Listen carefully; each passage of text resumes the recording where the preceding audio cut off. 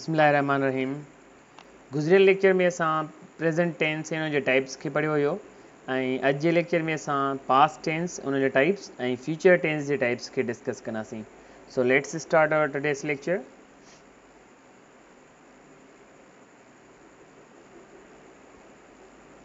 ही सभई शयूं असां लास्ट लेक्चर में पढ़ियूं हुयूं, जेकॾहिं तव्हां न ॾिठियूं आहिनि त तव्हां लेक्चर अवेलेबल आहे, तव्हां इहो ॾिसी सघो था। MCQs बि आहिनि सॉल्व थियल, इहे बि तव्हां ॾिसी सघो था।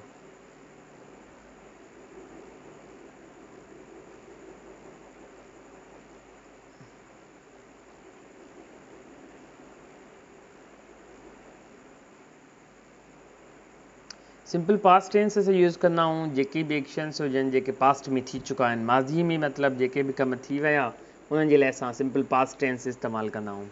सिंपल पास्ट टेंस में सेंटेंस फॉर्मेशन छा हूंदी?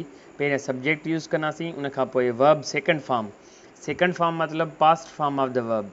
वर्ब जा 4 फॉर्म्स हूंदा आहिनि: present form, past form, past participle and present participle.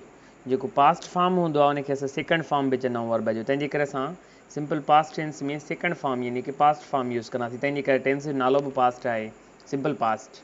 V went to school yesterday. हिते हाणे ॾिसो शी सब्जेक्ट आहे, वेंट सेकंड फॉर्म आहे गो जो, गो वेंट गान हूंदो आहे। ऐं ॿियो अॻिते पोइ सेंटेंस में एडवर्बियल वग़ैरह या जेको ऑब्जेक्ट हुजे त उहो यूज़ थींदो।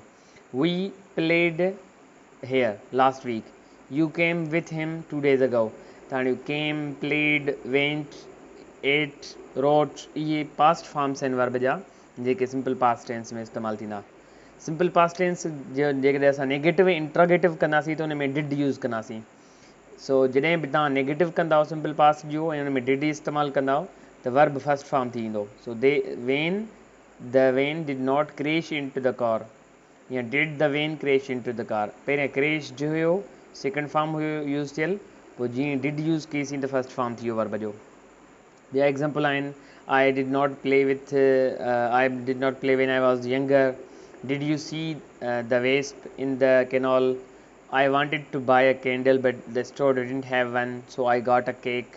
ऐं इन में हिकिड़ी ॿी बि ॻाल्हि यादि करणी आहे, जॾहिं बि पास्ट टेंस असां यूज़ था कयूं त हर सेंटेंस में हर सेंटेंस जी हर क्लास में पास्ट ई यूज़ थींदो आहे।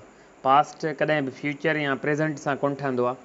ऐं इन में ईअं न थींदो त असां हिकु क्लास में पास्ट ॿी में फ्यूचर या प्रेजेंट टेंस इस्तेमालु कयूं त सेंटेंस ग़लति थी वेंदो। सो हिते ॾिसो डिडंट लॻल आहे, हिते गॉट लॻल आहे, हिते वॉन्टेड लॻल आहे, मतिलबु सॼो पास्ट थियल आहे।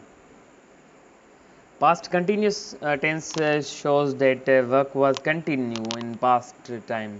जॾहिं पास्ट टाइम में को कमु जारी हुयो त उन में असां पास्ट कंटिन्यूस इस्तेमालु कंदा आहियूं। सेंटेंस फॉर्मेशन इन थींदी सब्जेक्ट, वाज़, वर, ऐं वर्ब असां गॾु इंग फॉर्म यूज़ कंदासीं यानी कि पार्टिसिपल यूज़ कंदासीं, इंग फॉर्म।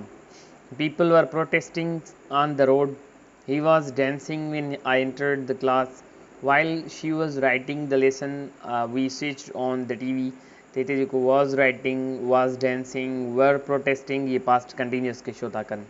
ऐं हिन में ॿी हिकु ॻाल्हि यादि करणी आहे त जॾहिं बि एज़ या वाइल यूज़ थियल हूंदो त पास्ट कंटिन्यूस टेंस इस्तेमालु थींदो ऐं ॿिए क्लास में सिंपल पास्ट। पर अगरि वेन इस्तेमालु थियल हूंदो त सिंपल पास्ट इस्तेमालु थींदो ऐं ॿिए क्लास में पास्ट कंटिन्यूस। या ॿियो रूल बि आहे त जॾहिं शॉर्टर एक्शन हुजे त सिंपल पास्ट ऐं लॉन्गर हुजे त पोइ पास्ट कंटिन्यूस। जीअं as I was driving down the hill a strange object appeared in the sky. So driving जेको आहे उहो लॉन्गर एक्शन आहे ऐं जेको ऑब्जेक्ट अपीयर थो थिए थो उहो शॉर्ट एक्शन आहे। तंहिं करे शॉर्टर एक्शन जे लाइ सिंपल पास्ट ऐं लॉन्गर एक्शन जे लाइ पास्ट कंटिन्यूस इस्तेमालु कंदासीं। Past perfect is use to talk about things before this past time, we use the past perfect. जॾहिं बि कंहिं शइ जे बारे में असां ॻाल्हायूं जेका पास्ट खां पहिरियां थी चुकी आहे त उते असां पास्ट परफेक्ट जो इस्तेमालु कंदा आहियूं। For example, Sarah and I had gone there evening before. So हिन में सब्जेक्ट हैड लॻंदो, वर्ब थर्ड फॉर्म या ऑब्जेक्ट। हिन सिंधी में थींदो त असां ईअं करे चुका हुआसीं, सारा ऐं मां ओॾां वञी चुका हुआसीं शाम खां पहिरियां। He had won the match last week, before we reached the train had left. So हिते इहो बि आहे त जॾहिं ॿ एक्शन्स हुजनि सेंटेंस में मिलियल ऐं जेको पहिरियां एक्शन थींदो उते असां सिंपल पास्ट परफेक्ट इस्तेमालु कंदासीं ऐं जेको बाद में एक्शन थींदो उन में simple past.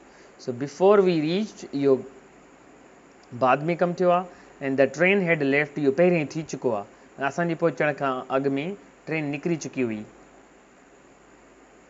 Past perfect continuous इस्तेमालु कंदा आहियूं जॾहिं को बि कमु जेको आहे पास्ट में शुरू थियो पास्ट में ई जारी हुयो वक़्तन ब वक़्तन त उते असां पास्ट टेंस इस्तेमालु कंदासीं past perfect continuous past perfect continuous में सब्जेक्ट खां पोइ हेड ऐं बिन ऐं वर्ब सां इंग फॉर्म लॻंदी उन खां पोइ सिंपल फीचर आहे सिंपल फीचर असां उन्हनि एक्शन्स जे लाइ इस्तेमालु कंदा आहियूं जेके अञा ईंदड़ वक़्त में थींदा जीअं we'll go to Murree tomorrow they will play with us in the evening हिन में इहो हूंदो आहे त आई ऐं वी सां शल इस्तेमालु करे सघिजे थी ऐं बाक़ी ॿियनि सभिनी सब्जेक्ट्स सां विल इस्तेमालु कंदासीं ऐं आई ऐं वीअ सां बि असां विल इस्तेमालु करे सघूं था फीचर कंटिन्यूस में सब्जेक्ट विल ऐं शल खां पोइ बी इस्तेमालु थींदी आहे ऐं उन खां पोइ वर्ब मेंग फॉर्म उन जो मतिलबु आहे त फ्यूचर में को कमु जारी हूंदो को कमु करे रहिया हूंदासीं I will be waiting here for you they will be calling us tomorrow future perfect show कंदो आहे त कमु जेको आहे उहो फ्यूचर में थी चुको हूंदो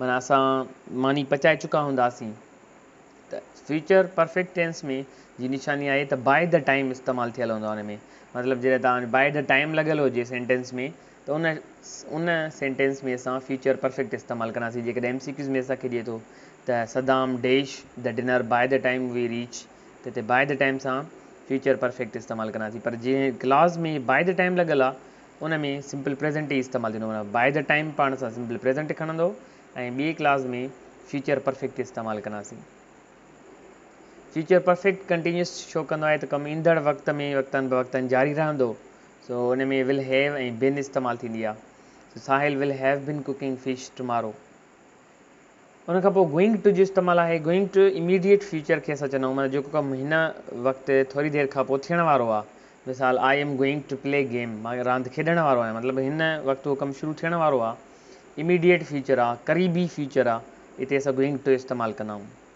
ऐं उन सां गोइंग टू सां वर्ब फस्ट फॉर्म ऐं यूज़ड जेका आहे उहा सेंटेंस स्ट्रक्चर आहे ऐं इन स्ट्रक्चर में असां ॻाल्हि कंदा आहियूं जॾहिं को बि कमु असां माज़ी में कंदा हुआसीं मतिलबु असांजी हैबिट हुई उहा पास्ट हैबिचुअल इन खे इन लाइ था चऊं छाकाणि त इहो असां जूं पास्ट हैबिट्स खे शो कंदो आहे जॾहिं मां नंढो ॿारु हुयुसि त मां रांदि खेॾंदो हुयुसि when he was little child he used to play with mud he used to steal sweets when he was 9 years old जॾहिं हू 9 सालनि जो हुयो त हू चॉकलेट चुराईंदो हुयो मतिलबु जॾहिं हू तव्हां जो पास्ट में को कमु तव्हां कंदा हुया उन जे लाइ असां यूज़ड इस्तेमालु कंदा आहियूं हीअ हिकु टेबल आहे जनरल सभिनी टेंसिस जी तव्हां इन टेबल खे प्रैक्टिस बि करे सघो था जेतिरा बि टेंसिस आहिनि 12 टेंसिस जी टेबल ठहियलु आहे हुन में अफर्मेटिव हुनजो कीअं थींदो हुनजो नेगेटिव कीअं थींदो इंट्रोगेटिव कीअं थींदो इहो सॼो हिन टेबल में ॾिनो वियो आहे सो हिन खे प्रैक्टिस कयो thank U very much see you in the next lecture